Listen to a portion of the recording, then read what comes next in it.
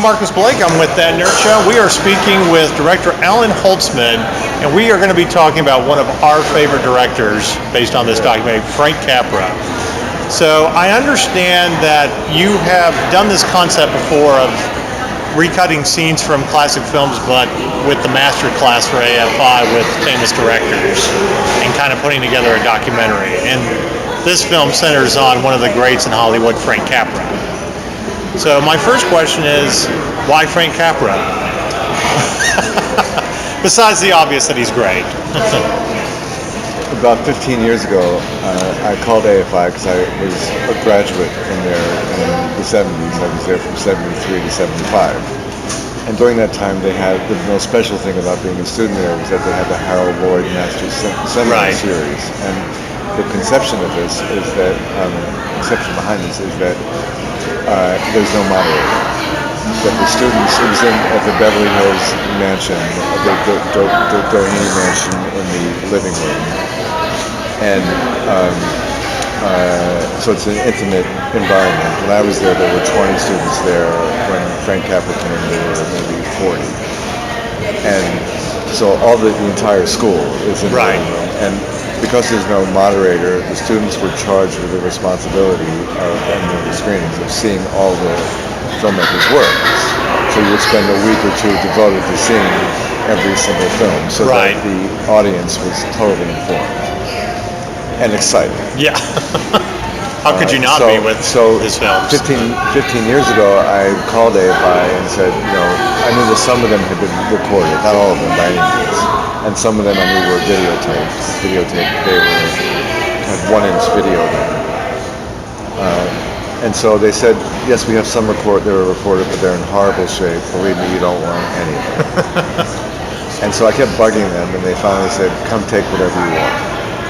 So I went there, and it was actually in a closet, and they were actually thrown in there. They weren't even stacked neatly. Oh, Lord. And I came away with Spielberg, Hitchcock, Truffaut, Capra, and Houston. Oh my God. So the first thing I did was make a short film with Spielberg and Hitchcock. Because it was the master and the heir. And it was Spielberg after Close Encounters and Hitchcock at the end, towards the end of his life. Right. And then I did Truffaut. And then because Truffaut was after Close Encounters as well, and he referenced Spielberg and Hitchcock, and Spielberg worked with Hitchcock, and he worked with Spielberg. And Spielberg was the descendant of Hitchcock. Right. There was a relationship that was natural between the three of them. So then I intercut all three to be one film. And then this last year I moved on to Capra. So I did a film with Capra just because he was in the closet.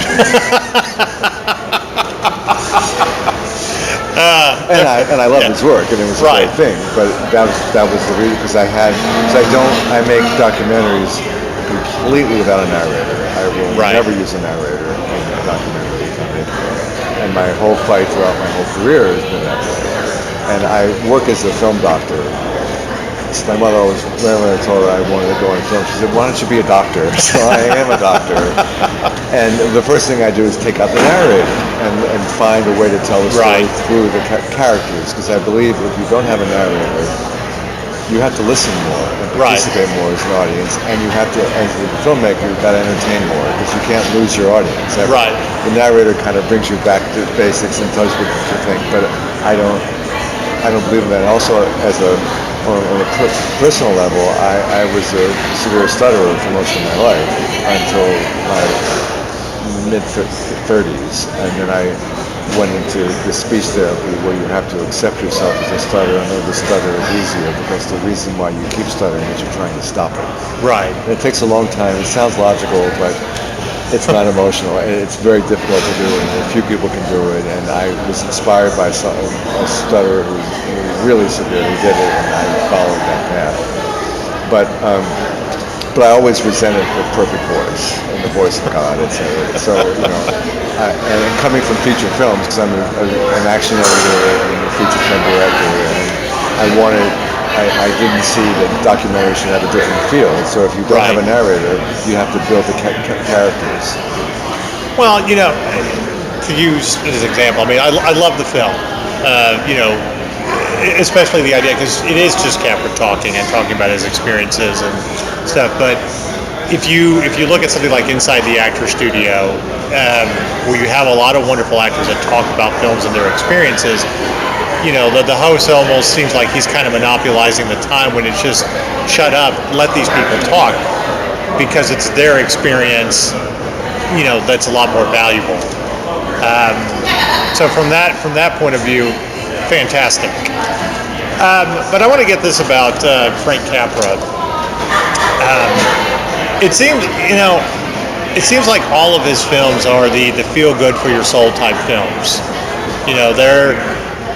You're not dealing with like hugely great tragedies or anything. They're not dark. They're supposed to be uplifting and stuff. Is there, out of all the films that he did, is there one that really inspires you more than any that he did? Well, my first real experience with him was It's a Wonderful Life. And I was in New York, living in a horrible little apartment. And I never saw the movie before, and I had this little black and white TV that had a 5x3-inch screen. It was like an antenna. And I turned it on and I saw it, and I couldn't stop crying. And I just watched it, and I was just so blown away by it. Right. And then when I went to the American Film Institute, I got to know all of his work. And I think it happened one night. It's just such an amazing movie. Right. And it's so captivating. And it was the launch of the buddy movie, the launch of the romantic comedy, and it was totally charming. It's so well written, so well acted and directed. And I think of like one of my most favorite moments in the Capra documentary is the scene where they're in bed and it's so dark and you just see the reflections of the rain in the background, and it's a romantic thing. You can't even see them, but you're imagining and you're drawn in because it's so dark. Right. And he does go to the dark side, like Meet John Doe. Right. He's ready to kill himself in the end. It's like an American madness, which I'd never seen before, having done this documentary, because he referenced it. Right. I saw it, and it's so relevant as today. It's all about the banking system, and everything that could happen was happening. Where he was expressing. So he's fighting for the individual and the individual's rights, and I don't see so much it as like lighter fare. Because he's like with Mr. Smith goes to Washington, he has a guy fighting the system. So it is about the human struggle. Right. I guess because it's just more underlining. It's not so obvious in the films, compared to other filmmakers that just want to make it like a Stanley Kubrick, where it may not end on a happy note, but it's realistic and stuff like that. And I think there's a point to that, but I think that we also still have to have those films that are inspirational and upbeat and remind us that humanity can be good, that that the human spirit can triumph over everything. And you bring up Mr. Smith Goes to Washington, especially in this wretched political season where you have, and I don't know if anybody could have done that role better than Jimmy Stewart, fighting for the common man. But I know tons of people that reference that, like, that's the politician we want. Well, I love the scene that's in the movie where all the boys and the girls at the table are going, he's our camp counselor, basically. He's the best person in the world. You can't. In putting everything together for this film, what was the biggest thing that you took away from Capra and the lessons he was giving other filmmakers? His love of film. I mean, when he talks about the line that blows me away is when he talks about, you look at a frame of film, all of humanity is expressed in those molecules. That's an amazing thought. And then the quote I used for the poster, that the audience is the third dimension. Right. Because he says, if you love film, film is theater, and you love film and you love theater, you must first film it. Right. You know, and I love that about him, that he had to make films not to please himself, but to please an audience. And it takes a lot of guts to do it. Right. It's kind of the opposite than what most people do. They tell the story. They first tell the story for themselves as some catharsis, and they hope that everybody likes it. I think you can do it both ways, but I like that idea about Capra. One of the things that I did take away from this, and I don't know if you necessarily see this when you were putting it together, was, and what you just talked about, you can't take it with you is what immediately comes to mind about, you know, your love of something and you must do it, and in his case, you know, film it. Because that is all about finding your happiness and what you are truly passionate about. Damn money and everything else, you do what you're passionate about, and in your life, that's how you're happy. So I kind of feel like Capra, I kind of feel like that's him, you know, in his career and stuff. So. What really surprised me, I really had very little knowledge about this, and I discovered it while making the movie, is his experience in the silent films. Right. And I loved what he did then, you know, and he talked about how he worked for Max Sennett, and Max Sennett said, no pen, no paper, you know, just come in here and make me laugh.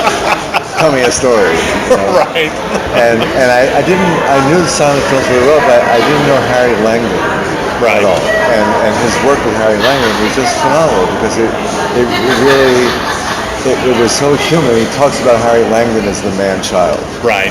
And he analyzes the whole comic realm with being four types. Right. That there's Speed, which was Harold Lloyd, and there's Wit, which is Charlie Chaplin, and Stoicism, which is Buster Keaton, and Harry Langdon was the fourth type, the man-child, the person who, when he bends down to pick up a pencil, that's when the brick falls and misses his head. You know, somehow you get through life. Now, is there another director or film that you have found that you're putting together, much like you've done in the past with this, or is it stopping at Frank Capra? Well, I still have John Huston that I found, and that one's in really bad shape. It's in black and white, which is cool, but it's really broken up, and the audio isn't very good. So that's the one that's left. But I also got audio from David Lean and Roman Polanski. Oh, okay. And I was thinking about doing kind of a round table where you just hear their audio but see their movies. Right. And I don't know if I see technically in terms of a film release and a documentary, with the archive of Frank Capra talking and using the clips, I have a chance to get it through with fair use. Right. The movie was 100% clips. I don't know if that could survive. But I'm doing these films for education. I teach, I've been teaching in SC just as an adjunct. Right. And for the last 10 years. And as a stutterer, before SC, I thought creating media to teach media. So I created these films so I wouldn't have to talk as much. But now I really like talking. Right. So you know, I think for an educational thing, that's a tempting thing. But it's a lot to make someone you can't see. I don't know if I could pull that off. But that's somewhere on my list. But I also made movies. I made a documentary about Marilyn Monroe, and I got there by accident too. But she's part of the Hollywood experience, and I made a lot of movies about film editing. I started this series called Invisible Artists that features the Academy Award nominees every year. It's at the Egyptian Theater, and the editors bring in scenes from movies.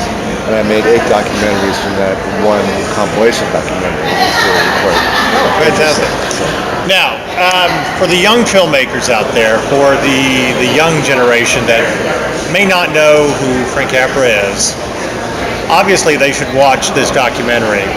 But what's the one film that he did that you would recommend to a young filmmaker to get started in his universe? It has to be Half the Moment. It's romance. It's romance. It's comedy. It's everything.